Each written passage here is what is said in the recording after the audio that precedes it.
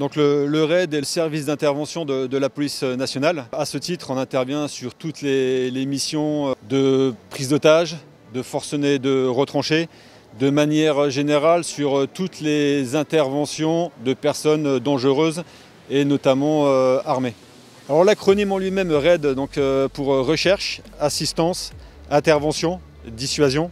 Alors, je vais insister sur deux lettres. Assistance parce que on travaille toujours pour un autre service. De manière classique, lorsqu'un service de police n'a plus les moyens de régler une crise, il fait appel au RAID. Intervention, ça parle de soi. Et la deuxième lettre sur laquelle je veux insister également, c'est la dissuasion, parce que effectivement, des fois, le fait de faire appel au RAID, des fois, ça permet de régler des situations compliquées sans forcément faire usage de la force. J'ai entendu également dans la présentation que vous intervenez également aussi à l'extérieur de la France dans le cadre de missions bien particulières. Alors là, c'est le deuxième volet de nos missions, puisqu'on a également des missions de protection. Très récemment, on a protégé 10 des équipes qui participaient à la Coupe du Monde de rugby, dont l'équipe de France.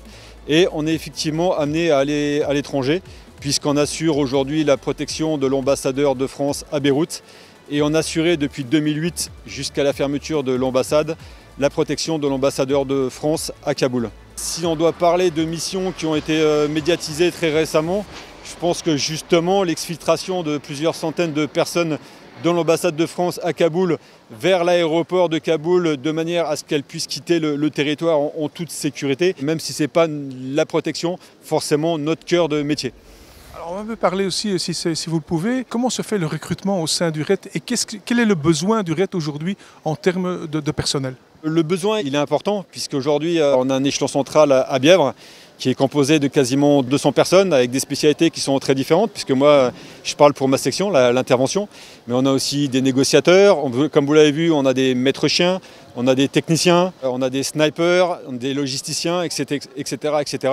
Et on a également en province, en métropole, 10 antennes, donc dans les 10 plus grandes villes de France, mais on a également 6 antennes en Outre-mer. Donc vous voyez un échelon central à quasiment 200 personnes, 16 antennes en métropole et en Outre-mer.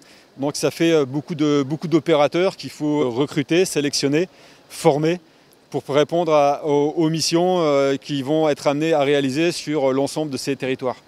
Alors il y a des choses qui sont impératives, hein. La condition physique, une grande disponibilité. Donc vous avez vu, on a pas mal de missions à l'étranger, en Outre-mer. Après, moi, ce qui est également extrêmement important, c'est la gestion du stress. Voilà, on a besoin d'avoir des gens qui gardent la tête froide, qui sachent réagir, qui aient la bonne réaction au bon moment. Les décisions sont souvent difficiles à prendre. Il faut prendre des décisions compliquées, dans des situations périlleuses, dans un temps très très réduit, en quelques secondes, voire en quelques fractions de secondes. Donc voilà, tout ça nécessite que les gens gèrent parfaitement leur stress, qu'ils aient la tête bien sur les épaules. Donc dans un premier temps, ce qu'on fait en général, c'est qu'on recrute des gens qui ont une bonne condition physique, qui présentent certaines prédispositions au métier de policier, que ce soit en tir, dans la réalisation de situations de police classiques ou un petit peu plus compliquées. Et puis après, le dernier élément qui va être sélectif, c'est certainement la gestion du stress. Votre devise, servir sans faillir, ça veut dire quoi ça? C'est ce vers quoi on essaye de tendre, c'est-à-dire qu'on est là pour servir les concitoyens, pour essayer de régler des situations qui amènent des dangers pour d'autres personnes, et puis sans faillir, parce que quand le RAID intervient, en général, autant nous on vient en assistance d'autres services, autant il n'y a personne qui viendra après le RAID, donc c'est à nous de régler la situation, donc on se doit de ne pas faillir.